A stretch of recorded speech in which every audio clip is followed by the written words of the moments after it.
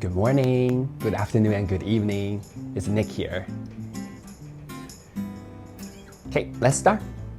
So assuming if you're paying attention to real estate market, you have been watching your property value drop for months in 2026. And you're thinking, maybe I should sell. Maybe the time is right. And locking what's left to move on, stop bleeding.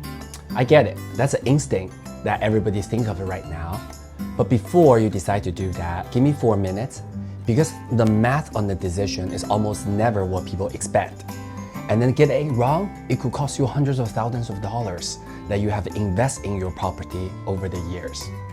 So this is what we are going to talk about today, the real cost of selling in today's market. Let's say your home was worth $1.45 million around its peak. That's the typical in the Seattle area. Today, Zillow says 1.2 million. You already lost $250,000 on paper. So you think, I'll sell at 1.2 and cut my loss. Here's what most people don't account for. Selling at $1.2 million property in Seattle isn't free. There are a lot of costs related to that.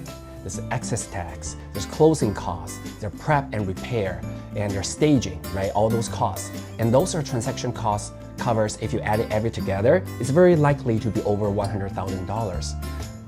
And you don't walk away with $1.2 million. You actually walk away less than $1.1 million. And you also permanently lock in that $250,000 loss that you have from the peak of the property value that you have saved over the years. On the other side, now let's look at what happens if you hold. So you rent for the property probably around $3,800 a month, a realistic number for this type of home in Greater Seattle right now.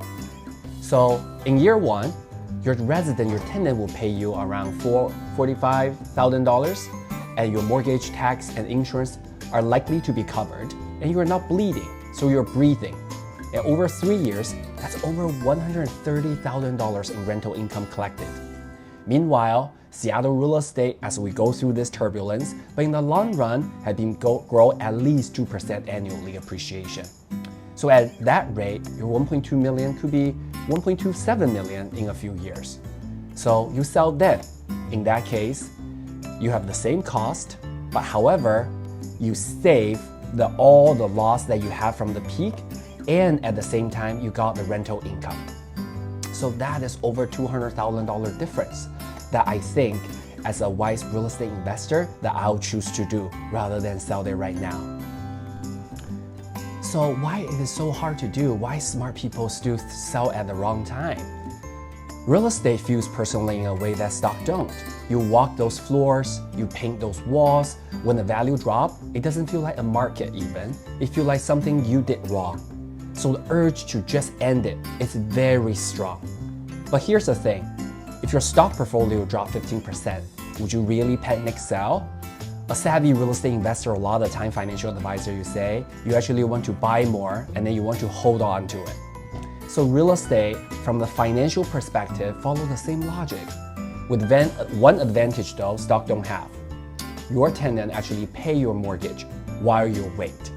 So this is a good way to wait for the recovery. On the other side, I want to be honest that holding is not always the right answer. Selling sometimes makes sense if you really need the capital for something more important right now, a business, a health situation, a life change. How about moving, right? Liquidity has real values. Or if you can carry the costs are higher than the rental income can cover, so you don't want negative cash flow month after month, that's also not sustainable. And also, if you genuinely don't believe in the long-term trajectory of the real estate market or the neighborhood or the city, if any of those are true, selling may be the right call.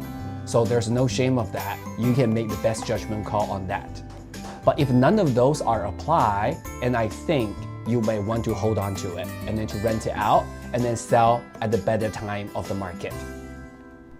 Here is a simple framework I think we can all ask ourselves. The first one is, can I cover my costs with rental income? If yes, holding on is financially viable. 2, do I believe Seattle real estate will recover? It has been every single time in the last 40 years. That's your call. 3, do I need this money in the next 12 months? If yes, sell. If not, you have options.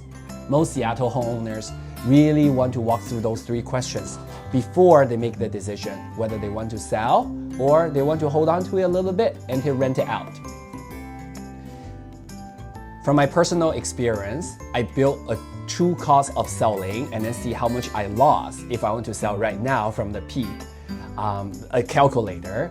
So if you want to check it out, you can click the link and then go to the website, put in your zip code. It can tell you on average the property in your zip code, how much you may have lost. And that can help you to decide maybe you want to sell. Oh, at the same time, it will tell you how much you can potentially rent. But if you want to get more detailed information about the rental potential, please feel free to reach out to us at GPS Renting. We're here to gladly to help you. Thank you and have a wonderful day.